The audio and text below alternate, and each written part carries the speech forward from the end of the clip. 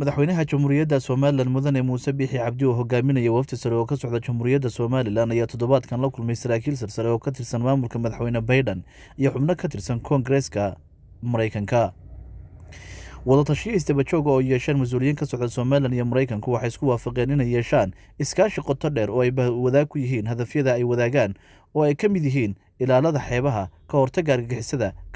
kaalmada bini'aadanimo, ilaalinta deegaanka iyo in kor loo qaado ganacsiga. Aqalka wakiilada waxaa madaxweyne Biixi dadaal u galay in la adkeeyo xiriirka iyo masaalixda labada dhinac, taasoo keentay in 14 Maarch guddida arrimaha dibadda ee Koongareeska iyo xubno sare oo ka mid ahaayeen Michael McCaul, guddida Afrika, caafimaadka caalamiga iyo guddi-hoosaadida xuquuqda aadanaha, xubno sare oo ka mid ah Chris Smith iyo qaraar ay soo saareen 8 xildhibaan oo qoraal u diray xogayaha arrimaha dibadda Antony Blinken. Waxay xildhibaanadaasi ku booriyeen in Mareykanku cilaaqaad la yeesho Somaliland, waxaanay hoosta ka xariiqeen istiraatiijiyadda iyo bogcadda gacanka cadmeed ee Somaliland ku taalo, islamarkaana si joogto ah loo taageero dimuqraadiyadda, iskaashina lagala sameeyo dhinacyada ka hortagga argagixisada, burcadbadeedda iyo halisaha ammaan ee ka jira gobolka Geeska. Waxaa kaloo ay bayaankooda ku sheegeen xiriirka Somaliland la leedahay Taiwan iyo in Mareykanku kor u qaado fursado dheeraad ah oo dhaqaale oo uu la yeesho Somaliland. Madaxweyne Muuse Biixi waxa uu soo dhoweeyey qaraarka hordhaca ah ee la xidhiidhay sharciga iskaashiga Somaliland ee ay soo saareen guddida arrimaha dibadda ee aqalka Senatka ay ka mid ahaayeen Jim Risch oo ay wehelinayeen senatarada kale ah Chris Van Hollen, Mike Rounds, guddoomiyaha iyo xubno sare oo ka tirsan guddi-hoosaadida qaabilsan Afrika iyo siyaasadda caalamiga ee caafimaadka oo warbixintooda ku sheegay in xidhiidh xoog leh oo dhex mara Mareykanka iyo Somaliland uu faa'iidooyin badan iyo fursado istiraatiijiyadeed u yeelanayo labada dhinac.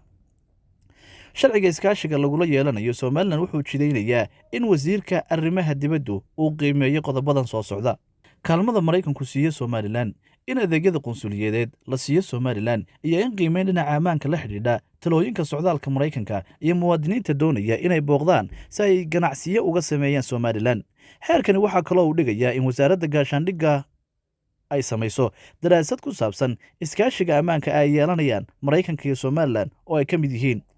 fursado ku waajahan in Mareykanku uu tababaro laamaha ammaanka ee Somaliland, in laga aasaasay magaalada Hargeysa maxadka Mareykanka ee Somaliland kaasi oo si toosa isugu xidhaya dowladaha Somaliland iyo Mareykanka, lana mid ah cilaaqaadka diblomaasiyadeed ee ka dhexeeya Mareykanka iyo Taiwan. Madaxweyne Biixi wadahadallada uu la yeeshay mas'uuliyiinta sarsare ee ka tirsan maamulka Biden waxa ay dhammaystiraysaa ama ay dhammaystirmayaan in labada dhinacba ay isku raaceen in la hirgeliyo kooxo ka wada shaqeeya horumarinta iyo isku xidhka iskaashiga.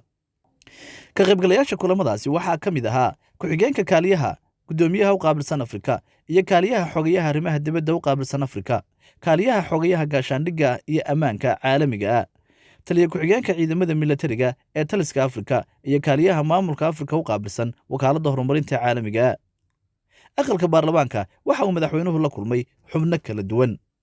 Inkastoo wadatashiyo aan la yeelanay toddobaadkan mas'uuliyiin ka tirsan maamulka Biden, xubnaha Koongareeska, ganacsatada iyo hogaamiyaasha ururaha bulshada Mareykanka, waxaanu aad ugu kalsoonahay in mustaqbalka uu meel sare gaari doono iskaashiga u dhexeeya Somaliland iyo Mareykanka.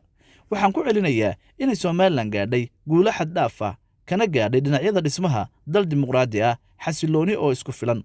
Labada xisbi ee dimuqraadiga iyo jamhuurigu way soo dhoweeyeen iskaashi mug leh oo ku waajahan dhinacyada ammaanka, dhaqaalaha iyo maamul wanaagga, ayuu yidhi madaxweynaha Somaliland Mudane Muuse Biixi Cabdi.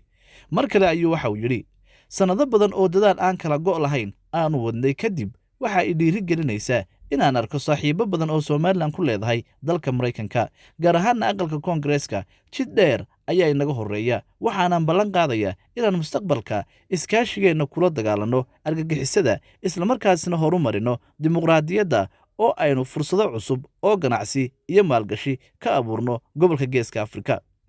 Madaxweyne Biixi waxa uu hoosta ka xariiqay in iskaashiga Somaliland iyo Mareykanka kaga hadlay khudbaddii uu 14 Maarch ka jeediyey Heritage Foundation. Guddoomiyaha Heritage Foundation ayaa Mareykanka ku booriyey aqoonsiga Somaliland. Mareykanku waa inuu noqdaa dalka koowaad ee Somaliland u aqoonsada dal madax bannaan.